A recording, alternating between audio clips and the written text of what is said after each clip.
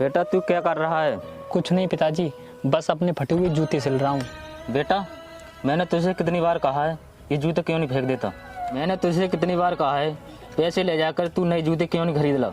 और तू हर बार मुझे पैसे वापस कर देता है, कह देता है पिताजी जूते मिले ही नहीं।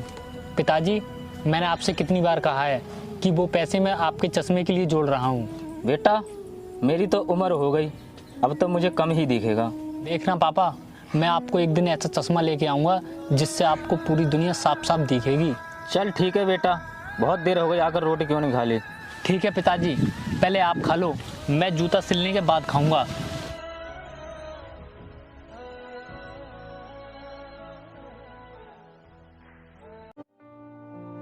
धर्मवीर, ओ धर्मवीर। ओम, ऐसा क्या हुआ है जो तूने पूरा घर अपने सर पर उठा रखा है? हमें भी तो पता चले, ऐसी क्या लॉटरी लग गई तेरी? भाई लॉटरी मेरी नहीं, लॉटरी तेरी लगी है। कैसी बात कर रहा है ओम भाई? मुझसे तो भगवान रूठे हुए हैं, मेरी कहाँ लॉटरी निकल आएगी? भाई उसी भगवान ने तेरे लिए एक खत भेजा है, ले से पढ़ ले।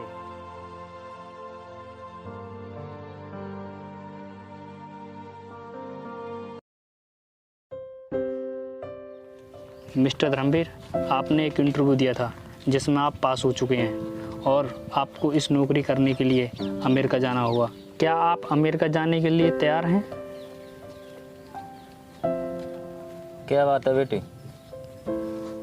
देखो पिताजी, मेरी नौकरी लग गई और देखो मुझे नौकरी के लिए विदेश भेजा जा रहा है। पिताजी अब देखना मैं कितना बड़ा आदमी बन जाऊंगा, फिर हमारे पास पैसा ही पैसा होगा। बेटा तू नौकरी के लिए नहीं जाएगा। पर पापा मैं क्यों नहीं जा सकता? आप नहीं चाहते कि मैं नौकरी करके कुछ बन सकूं? बेटा इंसान के अंदर से दिन निकाल लिया जाए तो वो मर सकता है। बेटा मैं नहीं चाहता कि तू मुझसे दूर जाए। बेटा तेरी माँ मुझे छोड़कर चली गई जब तू 2 साल का था। बेटा मैंने तुझे बहुत प्यार से पाला है, मैं तुझे अपने से दूर नहीं होने दूंगा। पापा आप खुश नहीं हो इस नौकरी से तो मैं नहीं जाऊंगा। पिताजी कुछ लोग कहते हैं कि माँ बाप के पैरों में जन्नत होती है और जो लोग जन्नत को छोड़कर जाते हैं वो कभी खुश नहीं रहते। धर्मवीर तू बहुत खुशनसीब है।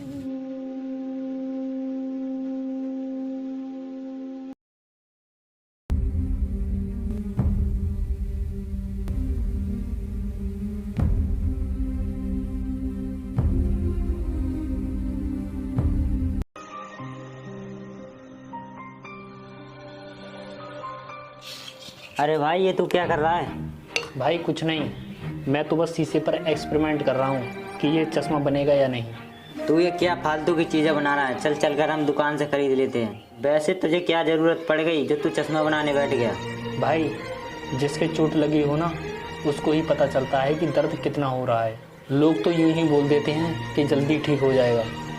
पर तू ये बता आज तुझे चश्मा बनाने की क्या जरूरत पड़ गई? देख भाई, जिसने मुझे उंगली पकड़कर चलना सिखाया और बोलना सिखाया, बड़ों की इज्जत करना सिखाया, यहाँ तक कि मुझे ये सिखाया कि पिता के जिगर का टुकड़ा होता है बेटा, मैं उन्हीं के लिए चश्मा बना रहा हूँ। वो मेरे पिताजी हैं। देख भाई, अगर तू अपने पिताजी के लिए चश्मा बनाना चाहता है तो तू बना, मैं तेरा इसमें साथ दूंगा। अगर तुझे किसी भी चीज़ की ज़रूरत पड़े तो मुझे बता देना, मैं तुझे वो हर चीज़ दूंगा जो चश्मा बनाने के काम आएगी। ठीक है भाई, अगर मुझे किसी भी चीज़ की ज़रूरत पड़ी तो मैं आपको ज़रूर बताऊँगा। ठीक है भाई, तू अपना एक्सपेरिमेंट जारी रख, फिर मैं चलता हूँ।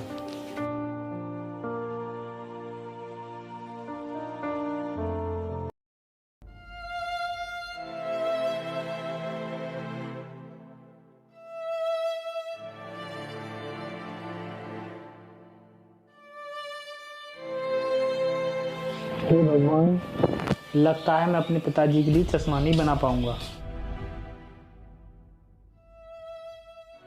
भाई उदास क्यों बैठे हो और तुम्हारे मुंह पर ये 12 क्यों बजे हैं? भाई मुझे अब ऐसा लगता है कि मैं अपने पिताजी के लिए चश्मा नहीं बना पाऊंगा। सुनो भाई, मैं तुम्हें एक कहानी बताता हूँ। एक गांव में एक घोड़ा था और सब लोग उस पर विश्वास करते थे कि वो सबसे तेज भाग सकता है। जब गांव में घोड़ों की रेस की तैयारी चल रही थी तो वह घोड़ा भाग गया।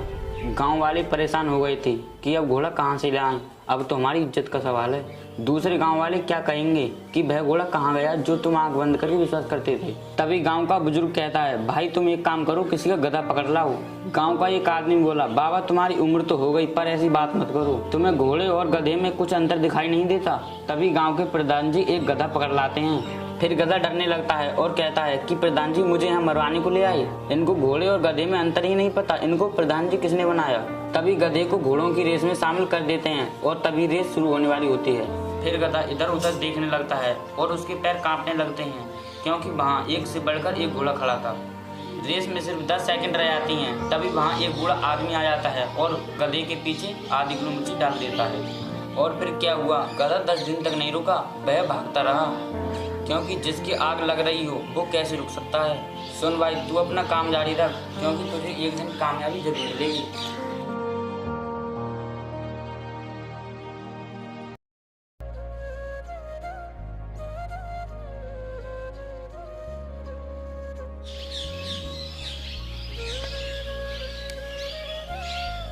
ये चश्मा पूरी तरह तैयार हो चुका है।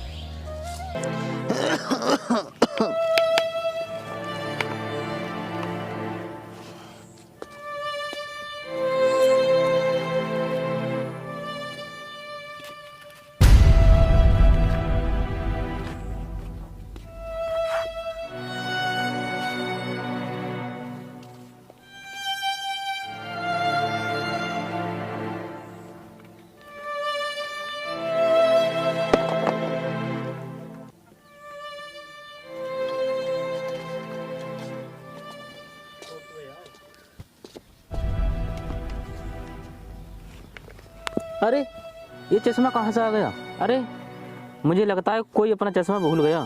देखूं लगा कर इसमें कैसे दिखता है। अरे पिताजी, आपने ये चश्मा लगा लिया? हाँ बेटा, ये चश्मा किसका है? इसमें तो बिल्कुल साफ साफ दिखाई दे रहा है। दिखाना जरा।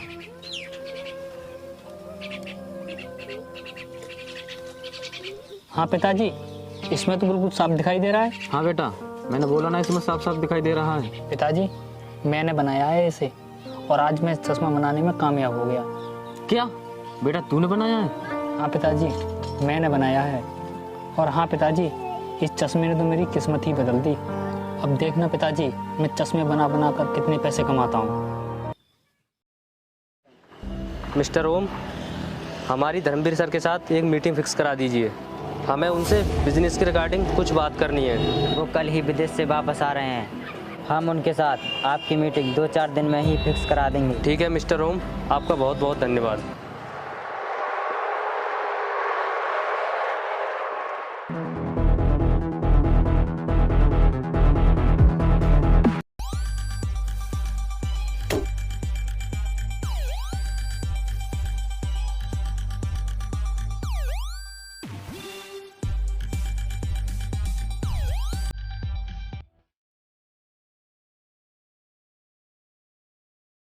सर, आपका बहुत बहुत धन्यवाद जो आपने अपना कीमती वक्त हमें निकाला।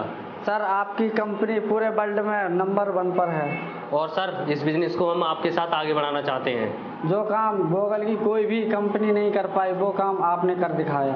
और न जाने आपने कितने बुजुर्गों को आंखें दी हैं। सर, हम लोग आपके साथ पार्टनरशिप करना चाहते हैं। जो आपकी कंपनी गूगल तैयार कर रही है वो बहुत ही कम कॉस्ट का है, जिसे गरीब से गरीब व्यक्ति भी खरीद सकता है।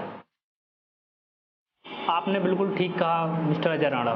शायद आपको पता नहीं कि मैंने सर्वप्रथम गूगल अपने पिताजी के लिए तैयार किया। जब मेरे पास इसके पार्ट्स खरीदने तक के भी पैसे नहीं, फिर मैंने जैसे तैसे करके शीशे के पार्ट्स को इकट्ठा किया, फिर इस गूगल को मैन्युफैक्चर किया और मैं ज़्यादा से ज़्यादा पार्ट्स इकट्ठा करता रहा और फिर इसको मैन्युफैक्चर करता रहा और आज मैं इसमें काम कर रहा हूँ। मिस्टर अजय और मिस्टर संदीप, हम आपके साथ पार्टनरशिप करने के लिए तैयार हैं। और हाँ भाई, तुमने सही कहा था कि जिसकी मिर्ची लगी हो वो कभी नहीं रुकता।